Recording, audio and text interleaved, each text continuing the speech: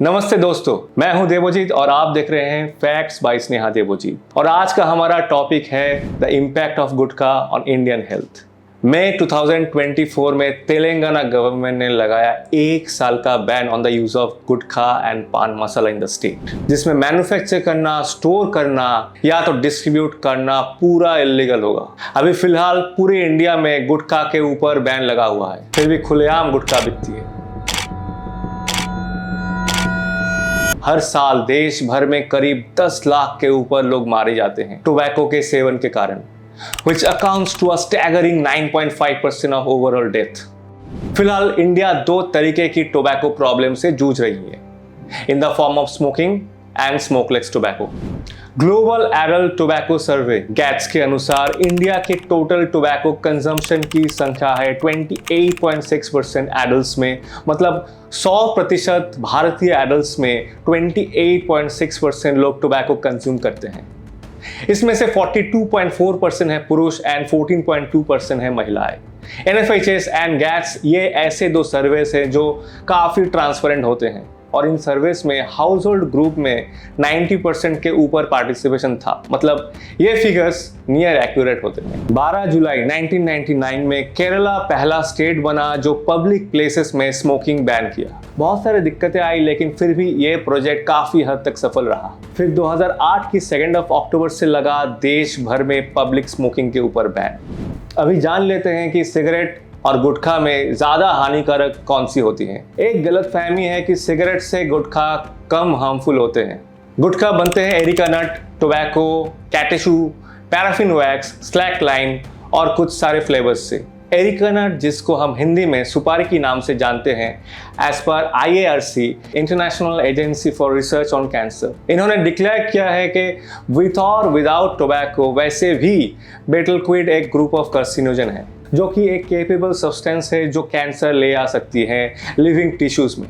किसी भी तरह के एरिका नट चबाने से ओरल कैंसर हो सकती है इंसान में। एरिका नट चबाने वाले में oesophagus, liver, pancreas, लैरिंग्स and lungs cancer common होते हैं। गुटखा को प्रमोट किया जाता है माउथ फ्रेशनर के हिसाब से, लेकिन इस मिक्सचर में 4000 अलग तरीके की केमिकल्स रहते हैं जो कि कार्सिनोजेनिक होते हैं बाय नेचर। लोग गुटखा से एडिक्टेड होते हैं क्योंकि इसमें स्टिमुलेंट्स और रिलैक्सेशन इफेक्ट मिलता है। डॉक्टर, स्पेशली ऑन्कोलॉजिस्ट, कहते हैं कि गुटखा कंजम्पशन सबसे हार्मफुल फॉर्म ऑफ टोबैको होते हैं।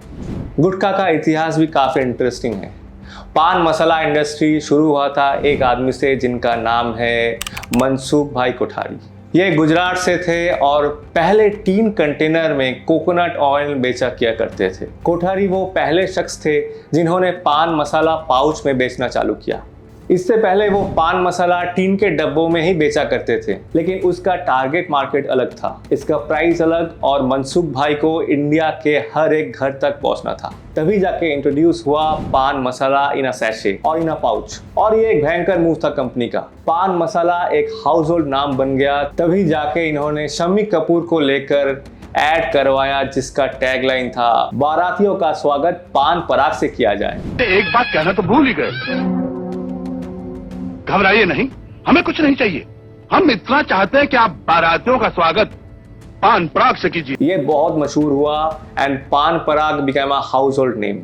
लेकिन 80s के एंड तक पान पराग के और कुछ कंपटीशंस भी मार्केट में आने लगी, जिन्होंने खाली पान मसाला नहीं बेचना चालू किया, पर इन्होंने पान मसाले में टोबैको का यूज करना चालू किया, और इसके टोबैको के एडिक्टिव नेचर से लोग बाकी ये सब ब्रांड से एडिक्टेड होने लगे, और आखिर तक पान मसाला ने भी टोबैको का यूज करना चालू कर दिया। And the rest is history. मैंने एक्सपेरिमेंट के लिए एक लोकल पान मसाले के दुकान में जाके एक पान मसाले की सैशे खरीदा, और शॉक हो गया ये देखकर कि मेरे हाथ में दुकानदार ने खुद एक छोटा सा पाउच थमा दिया जो कि टोबैको का एक पाउच था। तो असली स्टोरी यही है कि क्योंकि टोबैको पान मसाले में यूज करना अभी बैन है, तो ये एक तरीका गुटखा कंपनीज ने अपना लिए।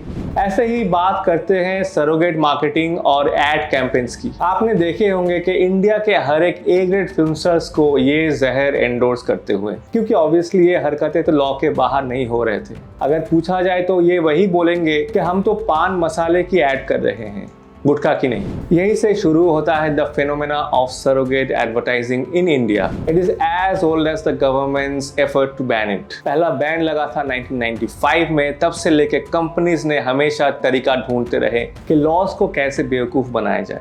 कंपनीज ने लॉन्च की अपनी एक्सटेंशन प्रोडक्ट्स जो कि सेम ब्रांड नेम से बिकती हैं, जैसे कि आईटीसी की क्लासमेट नोटबुक्स जो कि बच्चों को टारगेट की जाती है। किंगफिशर बेचती है सोडा वाटर। ये सरोगेट प्रोडक्ट्स ब्रांड अवेयरनेस बढ़ाती है इन्हीं कंपनियों की टोबैको और लिकर प्रोडक्ट्स की, जो कि कंपनी लीगली सेल तो कर सकती है लेकिन एडवर्टाइज नहीं कर सकती। सरोगेट एडवर्टाइजिंग ऑडियंस की इमोशनल सेंसिबिलिटीज के ऊपर काम करती है।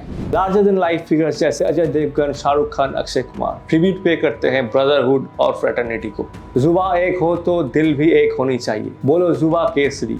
यहाँ पर वो एंडोर्स करते हैं विमल इलायची जो कि एक सरोगेट प्रोडक्ट है विमल पान मसाले के लिए।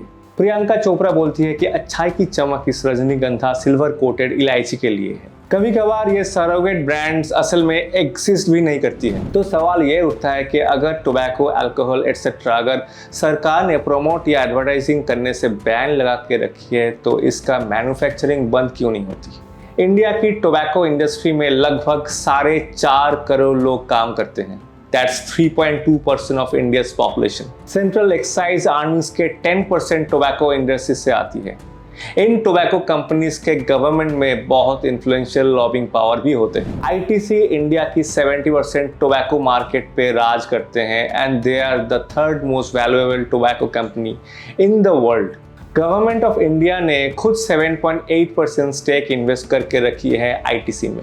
ये सब चीज़ को ध्यान में रखते हुए हम लोग ये बोल सकते हैं कि पूरी तरह से टोबैको को वाइप आउट करना बहुत मुश्किल है। सेलिब्रिटीज़ को इन्हें एंडोर्स करना बंद करना होगा। हाल ही में कमला पसंद को एंडोर्स करने से अमिताभ बच्चन को सोशल मीडिया पे बहुत क्रिटिसाइज किया गया। पान मसाला का ऐड करने पर लोगों के निशाने पर आ गए। सोशल मीडिया पर लोगों के निशाने पर आने के बाद अमिताभ बच्चन ने पान मसाला कंपनी के साथ अपना कॉन्ट्रैक्ट खत्म कर दिया। तो ये एक कमेंडेबल अप्रोच था, लेकिन हर किसी को ये जिम्मेदारी उठानी होगी। याद रखिएगा, टोबैको के कारण इंडिया में हर साल 13 लाख से भी ऊपर जाने जाती है। अगर आपको हमारा ये इनिशिएटिव अच्छा लगा, ये प्रयास अच्छा लगा तो प्लीज सपोर्ट करें by subscribing to our channel. Thank you. जय हिंद।